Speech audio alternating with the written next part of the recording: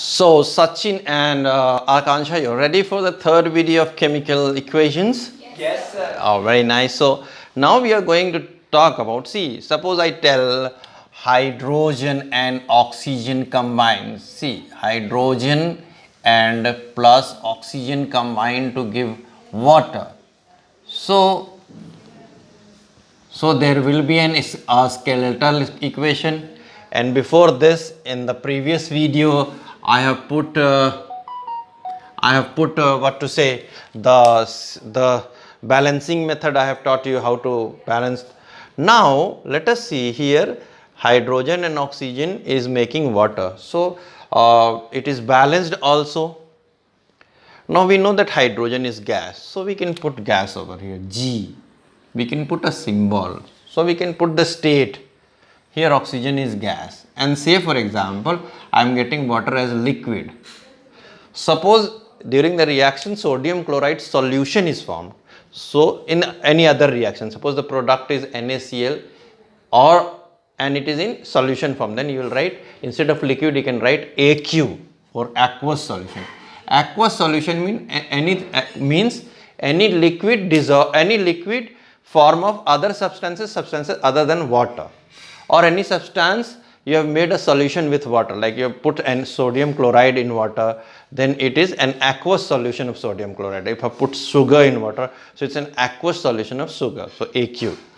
Then secondly, suppose you have heated, then you can place a triangle sign, so heat, then water will be produced. So whatever, for suppose electricity, then you can put electrical discharge on this arrow.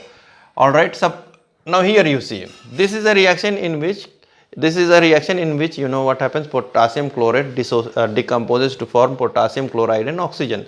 So if a gas is evolved, you can put an arrow up. Then here it is liquid, aqueous, so you can put aqueous. This is aqueous. This is solid. So you get this. Did you understand? So this is the way you get potassium chloride.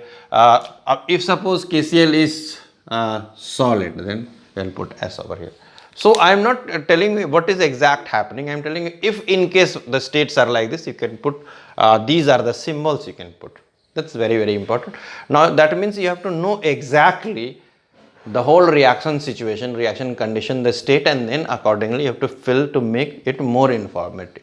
Obviously you have balanced the equation as well, so that is the most important thing you do, because without balancing, this equation is called skeletal equation, and you have to learn to balance. Balancing, I will be taking putting a video on balancing very soon. So, and a little bit of balancing in the previous video, one of the methods I have taught you. So this is how things go. Like if you have burning of, say for example, methane. So this is the skeletal equation of burning of methane. Now I am going to balance it. Now carbon is 1, hydrogen is 2, so 2 it's balanced.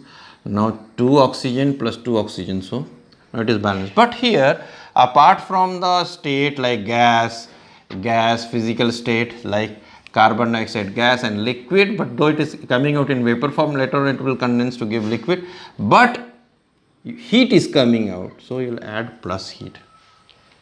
Now when you are talking about, say for example, when you are talking about acids, so you know zinc when react with hydrochloric acid, then it gives ZnCl2 plus H2 and gas is evolved.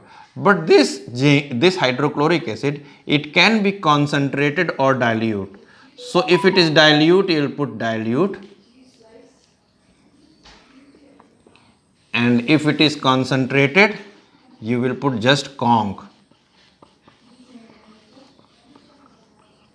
And this is how we go, and see gas is coming out. If a precipitate is formed, that means you know a solid product is formed, then you have to show arrow like this. So this is how we make chemical equations more informative. Some more symbols will come through our discussions of this chapter. Thank you.